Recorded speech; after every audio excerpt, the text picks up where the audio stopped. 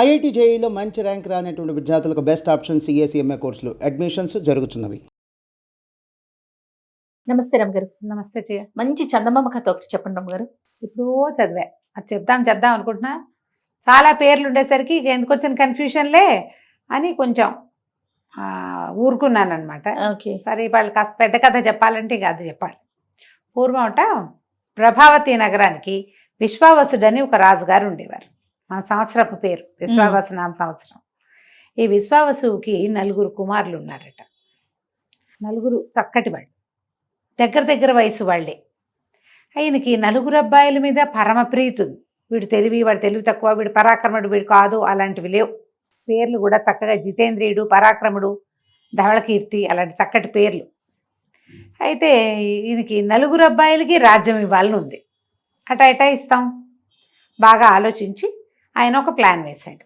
పూర్వమట ఈ ప్రభావతి నగరంలో సూర్యకమలం అని ఒక అత్యద్భుతమైన ఒక తామర పువ్వు ఉండేది. బంగారు పుష్పం అట అది. ఆ పుష్పము ఎక్కడో ఒక గంధర్వుడి వల్ల, యక్షుడి వల్ల ఈ వీళ్ళ వంశంలో ఎవరికో లభించింది. అది ఉన్నప్పుడు, అది వచ్చినప్పుడు దేశం చాలా సుభిక్షంగా అయిందట. ఎంత సుభిక్షంగా అయిందో అదంతా సూర్యకమలం ప్రతిభేనని చెప్పుకునేవాళ్ళు. ఈయనకి ముందు కొన్ని తరాల ముందు ఉండేది. అది ఎలా అయిందో చౌర్యానికి గురైంది.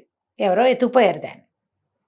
ఆ సూర్యకమలం ఉంటే మన దేశం ఇంకా బాగుంటుందన్న ఫీలింగ్లో వీళ్ళంతా ఉండేవాళ్ళు. ఇప్పుడు ఈయనేం చేశాడు, ఈ ఎవరో ఎత్తుకుపోయిన సూర్యకమలాన్ని సంపాదించిన కుమారుడికి రాజ్యం ఇస్తానని పెట్టాడు.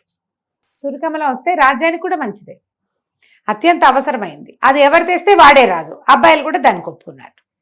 ఒప్పుకుంటే సరే, తలా ఒకవైపుకి వెళ్ళారు. ముందు పెద్దవాడి సంగతి చెప్తాం. జితేంద్రియుడు ఇతను ఏం చేశాడట, వెతుక్కుంటూ వెళ్ళాడు. తూర్పు వైపుకి వెళ్ళాడు. అయితే అతనికి ఏం తెలిసింది, ఈ తూర్పు నుంచి ముందుకి కొంచెం సముద్రం దాటి ప్రయాణిస్తే ఉన్న దీవుల్లో ఒకప్పుడు సూర్యకమలం ఉండేదని ఒక వార్త. మామూలుగా ఊళ్ళల్లో మాట్లాడుకుంటుంటే ఆ దేశం సుభిక్షంగా ఉంది, ఈ దేశం సుభిక్షంగా ఉంది, ఏదైనా ప్రత్యేక శక్తులు ఉన్నాయా మాట్లాడుకుంటారు ఊళ్ళల్లో. మనం రాజకీయాలు మాట్లాడటల్లా ఇప్పుడు. అప్పుడు ఇలాంటి ప్రత్యేకమైన విషయాలు ప్రశంసకు వచ్చేవి, ప్రస్తావనలు వచ్చేవి. సరే, ఈ ప్రశంసా ప్రస్తావన అతను వినగా అవేవో దీవులు ఉన్నాయి, జంట దీవులు పక్కన. ఆ దీవుల్లో ఒక దాంట్లో ఈ సూర్యకమలం ఉందని ఒక వార్త. ఇతను అదేమిటో చూద్దామని ఆ దీవులకి వెళ్ళాడు. ఇతను దిగాడు పడవ. ఊళ్ళోకి వెళ్ళేసరికి అతనికి ఏమి ఎదురైంది, ఒక పెద్ద ఏనుగు. అది ఒక దండ పుచ్చుకుని నడుస్తుంది. దాని వెనకాల పెద్ద సమూహం ఉంది. వెనకాల రథము, ఛత్రచామరాదులు పట్టుకుని మంత్రులు, సామంతులు అంతా నడిచొస్తున్నారు. ఏమిటా అని చూస్తూ ఉంటే ఆ ఏనుగు గటాటా ముందుకు వచ్చి ఈ అబ్బాయి మెళ్ళ వేసిందంట, రాజుగారి పెద్ద అబ్బాయి మెళ్ళు. ఆశ్చర్యపోయాడు. వెనకాల ఉన్న వాళ్ళంతా మహారాజుకి జై, మహారాజుకి జై, జిందాబాద్ అన్నారు. తనకు అర్థం కాల. 5-10 నిమిషాల జనాల కోలాహలం తగ్గాక తను 2 దీవులకి రాజు అయినట్టు అతనికి అర్థమైంది. ఎట్లా, ఏమిటి ఇక్కడ ఏం జరిగింది అంటే, అప్పుడు అతను మెల్లిగా ఒక రోజులో పట్టాభిషేకం ఏర్పాట్లు జరుగుతుండగా తెలుసుకున్నాడు.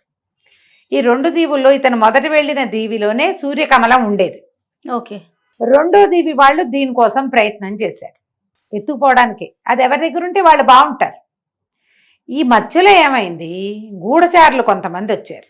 తర్వాత మాకు ఇవ్వండి, కొన్నాళ్ళు మేము ఉంచుకుంటాం, కొన్నాళ్ళు మీరు ఉంచుకుంటారు, కానీ ఇలాంటి వార్తలు పుచ్చుకుని కూడా కొంతమంది వస్తాయి. వాళ్ళు వీళ్ళకి విషం పెట్టేసుకున్నారు. విషప్రయోగం జరిగింది. తర్వాత ఈ రాజులు ఇద్దరు, ఈ వచ్చిన గూఢచారులు 2 రాజులకి విషప్రయోగం చేశారు.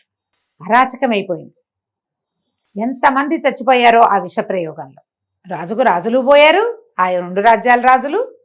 తర్వాత ఈ మధ్యలో ఉన్నారుగా 2 రాజులకి మధ్యలో ఉన్న గూఢచారులు, తర్వాత వార్తాహరులు, మొత్తం గుంపంతా చచ్చిపోయారు విషప్రయోగం వల్లే. దాంతో 2 దీవుల వాళ్ళు మాట్లాడుకుని, మనం ఇట్లా అరాచకమైపోయాం, ఈ సందట్లో, ఈ గొడవలో, ఈ మరణాలు, ఎవరికి ఏం చేశారు, ఈ న్యాయ విచారణలు, ఈ సందట్లో సూర్యకమలం పోయింది. ఇక్కడి నుంచి అది అపహరించబడింది. దాంతో రాజు లేడు. చాలా కాలంగా రాజు లేకుండానే ఉన్నారు వాళ్ళు.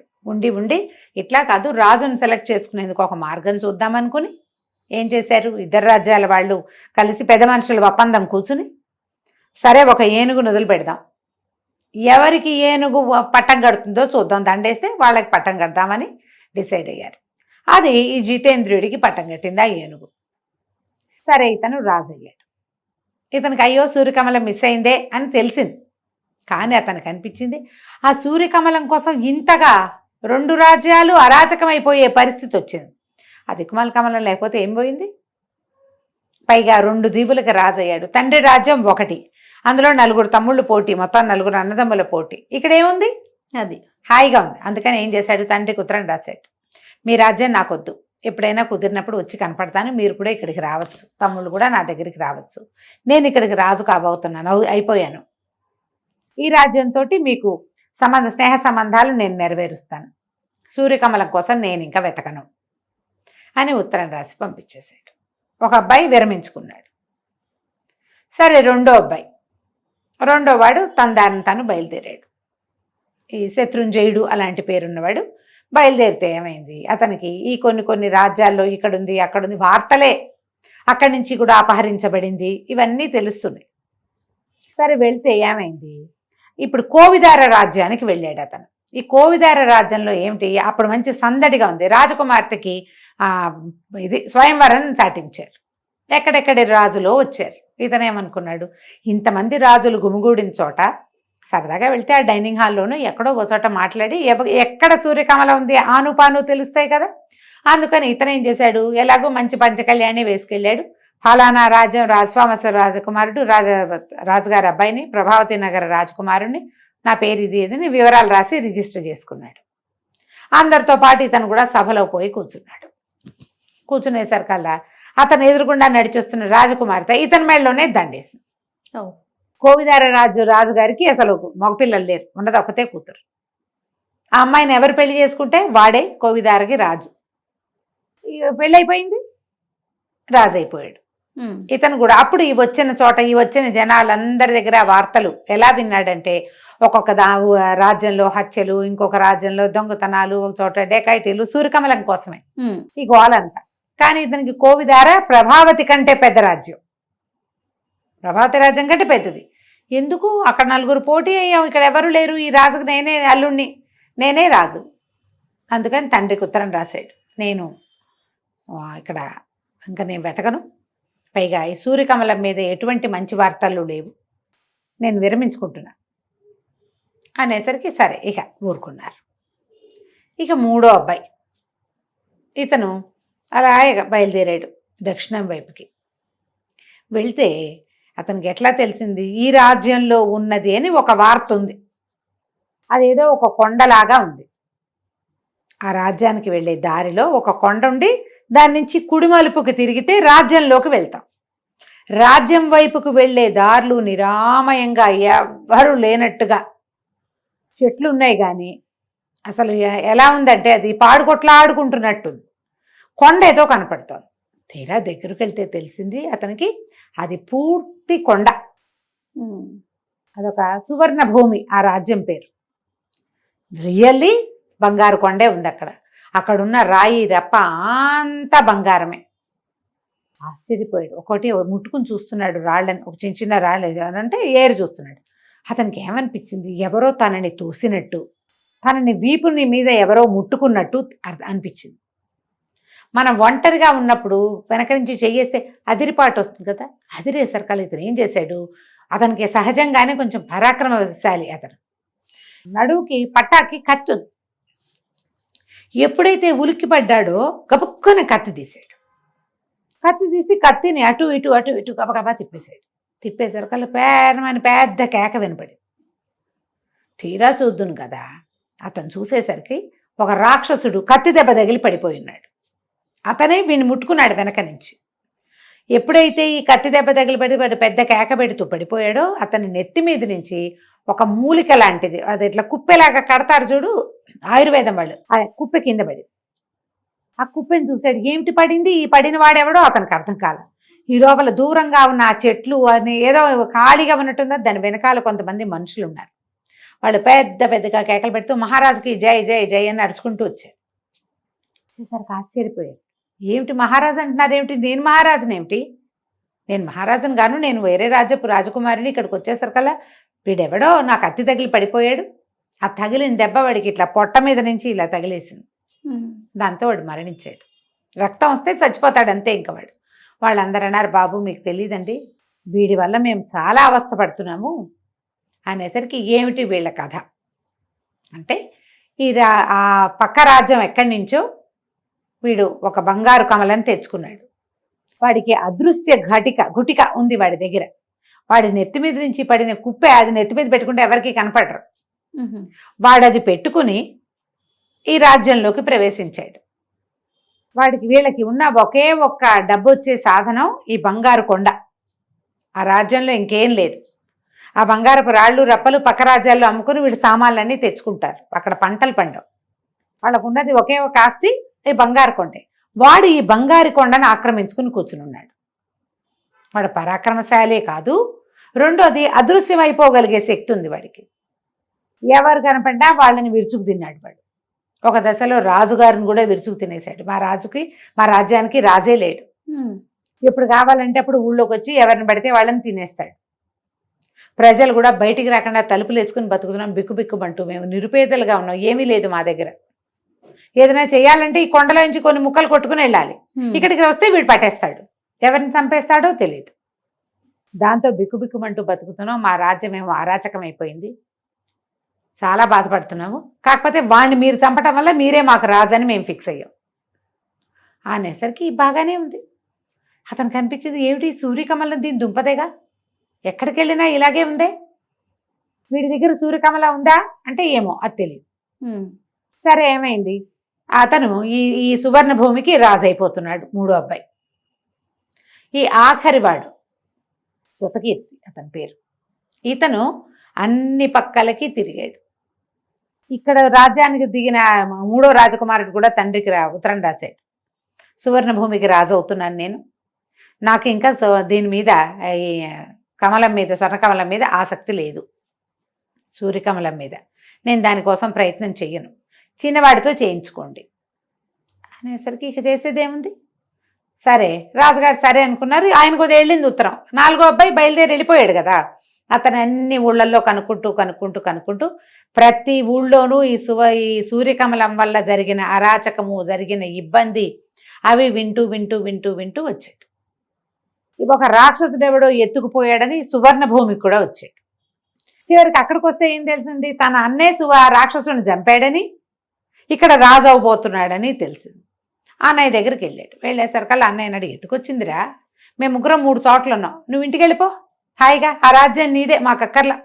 పెద్దన్నయ్యలకి ఇద్దరికి వద్దు, చెరుకో రాజ్యం ఉంది, పెద్దవాడికి 2 దీవులు ఉన్నాయి, రెండో వాడికి కోవిదారు ఉంది, నాకేమో సువర్ణ భూమి దొరికింది, ప్రభావతి నగరాన్ని నువ్వే పరిపాలించుకో, ఈ సూర్యకమలాన్ని వెతకడం మానేసేయి అన్నాడు. అంటే ఇతనికి నచ్చల, శృతకీర్తికి నచ్చల, ఆఖరి అబ్బాయికి. కాదు నేను వెతకాల్సిందే, ముందు అసలు అది ఎక్కడుందో తెలుసుకోని అనేసరికి ఈ అన్నగారు ఏమన్నాడు, ఆ మూడో అబ్బాయి తన దగ్గర ఉన్నటువంటి అదృశ్య గుటిక ఉంది కదా, అది నెత్తి మీద పెట్టుకుంటే ఎవరికి కనపడకుండా ఉండొచ్చు, నీకేమైనా ఉపయోగపడుతుందేమో ఇది తీసుకోమని చేతులు పెట్టాడు. అది పుచ్చుకుని ఈ సూర్యకమలం గురించి జాడలు తీస్తూ ఈ అబ్బాయి ఒక నగరానికి చేరాడు. చేరితే అక్కడ ఒక పెద్ద గొడవ. ఏమిటట, మా రాజ్యంలో సూర్యకమలం ఉంది, అది ఎవరో దొంగతనం చేశారు. అయ్యో. ఆ సూర్యకమలాన్ని పట్టుకున్న వాడికి రాజకుమార్తెనిచ్చి పెళ్లి చేస్తామని చాటింపు. సరే వెళ్ళాడు. వెళ్ళేసరికల్లా ఆయన ఎలా పోయిందో ఎవరు చెప్పటల్లా. ఇప్పుడు పోయింది, ఫలానా గుట్లో పెట్టాం, ఫలానా మందిరంలో పెట్టాం, ఫలానా రోజు పూజ చేసాం, మర్నాటి నుంచి కనపడలేదు, అలాంటిది ఏదో ఒక వివరం ఉండాలి కదా, ఉండాలిగా. ఆ వివరాలు ఎవరికీ తెలియదు, ఎప్పుడు పోయిందో తెలియదు, పోయింది అంటున్నారు అంతే. సరే ఇతను ఏం చేశాడు, రాజుగారిని నిలదీద్దాం అనుకున్నాడు. వెళ్ళి అడిగేసరికల్లా రాజు అన్నాడు, అదేమిటి ఆ వివరాలన్నీ నీకెందుకు చెప్తాను నేను, అసలు నువ్వే దొంగతనం చేసిన ముఠాలో వాడివేమోనని నాకు అనుమానంగా ఉంది అనేసరికి ఇతను పోట్లాడాడు. మీ అమ్మాయిని పెళ్లి చేసుకోవడానికి రాలేదండి, మా సొంత రాజ్యం ఉంది మాకు, మేము 4 బయలుదేరాం, మా అన్నయ్యలు 3 చోట్ల ఉన్నారు, నేను దాన్ని జాడలు తీస్తూ వచ్చాను, అసలు అది మొట్టమొదట మాకు చెందింది, మా వంశంలో మా తాత ముత్తాతల నాడు గంధర్వుడి నుంచి మాకు దొరికింది, లెక్క ప్రకారం అది మాది, దీనివల్ల ఎన్ని అనర్థాలు జరగచ్చో నేను అన్ని చోట్ల వినొచ్చాను. మరి 3 అన్నయ్యలది చూశాడు కదా, అన్ని రాజ్యాల్లోనూ విన్నాను నేను, నాకంతే ఎక్కువగా ఎవ్వరికీ తెలీదు అది ఎన్ని చేతులు మారిందో. సూర్యకమల గురించి తెలుసుకున్నాకే మీతో మాట్లాడతానన్నాడు. ఇక ఎవరెవరెవరెవరినో ప్రశ్నించాడు. ఒక్కళ్ళు కూడా దాన్ని చూసిన వాళ్ళు కానీ దాన్ని దొంగతనం జరిగిందని నిర్ధారించగలిగిన వాళ్ళు కానీ అతనికి కనపడలేదు. అయితే ఏమైంది, ఒక అడవిలో ఇంకా దొంగలు ఉన్న ప్లేసులు చూడడం మొదలుపెట్టాడు. దొంగలు ఫలానా చోట ఉంటారని, అడవుల్లో కొంతమంది దాక్కునేందుకు హైడింగ్ ప్లేసులు ఉంటాయి కదా, వాటి వెనకాల తిరుగుతుంటే ఒక ముని కనపడ్డాడు ఇతనికి. ఈ మునిగారు ఏమైనా చెప్తాడేమో, కనీసం ఆయన జ్ఞాన దృష్టితో చూసి చెప్తాడని ఈ కుర్రాడు రాజుగారి ఆఖరి అబ్బాయి అక్కడికి పోయాడు. వెళ్ళేసరికల్లా ఏమైంది, ఎప్పటికీ ముని కళ్ళు తెరవలేదు. ఇంతలో ఒక 3 మనుషులు వస్తున్నారు. ఈ వచ్చిన వాళ్ళు ఎవరు, అతను దొంగలని అక్కడక్కడ తెలుసుకున్న వాళ్ళు 3 ఇక్కడికి వస్తున్నారు. ఇతను ఏం చేశాడు, నెత్తి మీద అదృశ్య గుటుక పెట్టుకుని ఒక పక్కన నుంచున్నాడు. అతను ఉన్నట్టు వాళ్ళకి తెలియదు. వీళ్ళు మాట్లాడుకుంటున్నారు. ఆ మునిగా వేషం వేసుకున్నాడు వాడు దొంగే. ఓహో. వీళ్ళు ఏమనుకుంటున్నారు, అసలు అది పోయిందో లేదోనండి, రాజుగారే దాచేసి అబద్ధం చెప్తున్నాడేమో. 4 ముఠాలు ఉన్నాయి మన ఊళ్ళో, మేము 4 ముఠాలని కనుక్కున్నాం, ఎవ్వడూ అది కొట్టేలా, దొంగతనం చేయలే. మన వల్ల కాకపోతే ఎవడి వల్ల కాదు, మనమే పట్టుకోలేకపోయాం దాన్ని. రాజు మీదే మాకు డౌట్గా ఉంది, రాజు పోకుండానే పోయిందని చెప్తున్నాడేమో అనేసరికి ఇతనికి అనిపించింది ఇది నిజమై ఉండొచ్చు. ఎక్కడైనా వస్తువు పోతే ఫలానా రోజు ఆ వివరాలు వస్తాయి బయటికి, ఏ వివరమూ లేదు ఇక్కడ. సరే ఏం చేశాడు, ఇక్కడి నుంచి వెళ్ళిపోయాడు. వెళ్ళి రాజుగారి దగ్గరికి వెళ్ళి ఏమన్నాడు, మీ అమ్మాయిని నాకు ఇచ్చి పెళ్లి చేయండి, మీ సూర్యకమల ఎక్కడుందో నాకు తెలుసు అన్నాడు. అనేసరికి రాజు అన్నాడు, ఏది నా చేతిలో పెట్టు నాకు చెప్పన్నాడు. మీ చేతిలో పెట్టడం ఎందుకంటే అది మీ దగ్గరే ఉంది, ఎక్కడో దాచిపెట్టారు, బయటికి తీయండి, మీ ఇంట్లో నుంచి అది బయటికి వెళ్ళాల అనేసరికి రాజు గతుక్కుమనిపోయాడు. ఆయన ప్లాన్ వేసాడు అట్లా. ఎందుకంటే ఈ సూర్యకమలానికి మొదటి రోజు నుంచి అది ఒక్కసారి ప్రభావతి నగరంలో నుంచి బయటకు వచ్చాక ఎన్నిసార్లో దొంగతనం చేయబడింది. దాని లక్షణం అది. తన దగ్గర నుంచి కూడా పోతుందని ముందుగానే దాచిపెట్టి పోయిందని చెప్తున్నాడు. సరే ఆయన అన్నాడు గతుకుమని, ఇప్పుడు ఒకవేళ ఇప్పుడు ఇలా చేసినా మా అమ్మాయి నీకు ఇచ్చి పెళ్లి చేస్తే నువ్వేం దక్కించుకోలేవు, అది ఇక్కడే ఉందని తెలిసిందంటే దొంగతనానికి జరిగిపోతుంది. నువ్వు తెలుసుకోకపోతే ఇక జరిగేదేం లేదు, ఎవరు చెప్పేవాళ్ళు లేరు కాబట్టి మా పిల్ల పెళ్లి నేను వేరే చేసేసేవాడిని, ఇప్పుడు నేను ఒప్పుకున్నాను కాబట్టి సరే పెళ్లి చేస్తాను పట్టన్నాడు. ఈ అబ్బాయి అన్నాడు, మరి నాకు అది కట్నంగా ఇస్తారా అని అడిగితే ఇస్తాను. పెళ్ళయింది రాజకుమార్తెకి, ఈ అబ్బాయికి, ప్రభావతి నగరపు ఆఖరి రాజకుమారుడు. చక్కగా బ్రహ్మాండంగా పెళ్ళైతే సరే రాజుగారు ఏం చేశాడు, సూర్యకమలాన్ని లోపల నుంచి పట్టుకొచ్చి ఈ అబ్బాయే కనిపెట్టాడని ప్రకటించి సూర్యకమలాన్ని తీసుకొచ్చి యువరాజు చేతిలో పెట్టాడు. ఆ యువరాజు ఏం చేశాడు, చక్క పెళ్ళికి అగ్నిహోత్రం పెడతారు కదా, ఏదో మంత్రం చదువుతూ ఈ సూర్యకమలాన్ని అగ్నిహోత్రంలో వేసేసాడు. వేసేసరికి లబలబలాడిపోయాడు రాజుగారు. అయ్యో అయ్యో ఇంత పని చేసావా, ఇది పోగొట్టేసావంటే మీకు తెలియదండి దీని సంగతి, ఇది నిజానికి దీని హక్కుదారులు సొంతదారులం మేం కదా. ఈ సంవత్సరంన్నరగా ఎన్ని చోట్లకి తిరిగాను నేను, ప్రతి చోట ఇది సృష్టించిన విధ్వంసాన్ని చూశాను. ఇది ఏ ఊళ్ళోకి వెళ్తే ఆ ఊళ్ళోనూ, ఇది భూమి మీద ఉండవలసిన వస్తువు కాదు. పైగా ఇది ఎక్కడుంటే అక్కడ సుభిక్షంగా ఉంటుందని మీరు చెప్పుకుంటున్నారు కానీ అలాంటి దాఖలాలు ఏం లేవు. ఇది ఉంటే సుభిక్షంగా ఉండేటట్టయితే 2 దీవుల్లో వాళ్ళు ఎందుకు చచ్చిపోయారు, చచ్చిపోకూడదు కదా. మరణాలు లేకుండా లేనే లేదు. సుభిక్షతకేముంది, మనం జాగ్రత్తగా రాజ్యం చేసుకుంటే సుభిక్షంగానే ఉంటుంది. దీన్ని మీరు నాకు ఇచ్చారు, నాకు దీని అవసరం లేదు, మీ అమ్మాయిని ఇస్తే చాలు అని చెప్పేశాడు. రాజుగారు లబలబం అన్నాడు కానీ ప్రజలు అందరూ చూశారు. సూర్యకమలం కాలిపోయింది అనేది అన్ని రాజ్యాలకి వ్యాపించేసింది. దాన్ని అగ్నిహోత్రంలో వేసేసారని. ఇతను ఏం చేశాడు, యువరాజు ఈ రాజకుమార్తెని భార్యను వెంబడి పెట్టుకుని ప్రభావతి నగరానికి ప్రయాణమై వెళ్ళిపోయాడు. వెళ్ళి తండ్రికి ఏం జరిగింది, తను ఎలా చేశాడు, ఎట్లా సూర్యకమలాన్ని అగ్నికి ఆహుతి చేశాడో చెప్పేశాడు. రాజుగారు సంతోషించాడు. ఇక దానివల్ల ఏ సమస్యలు రావు. దానికోసమే రాజ్యాలు కొట్టుకు తెచ్చారు, ఎప్పుడు దొంగతనమే. ఇక ప్రభావతి రాజ్యానికి ఆఖరి అబ్బాయిని రాజుని చేశారు. కథ కంచికి మనం ఇంటికి. నమస్తే రమ్య గారు. నమస్తే శ్రీ.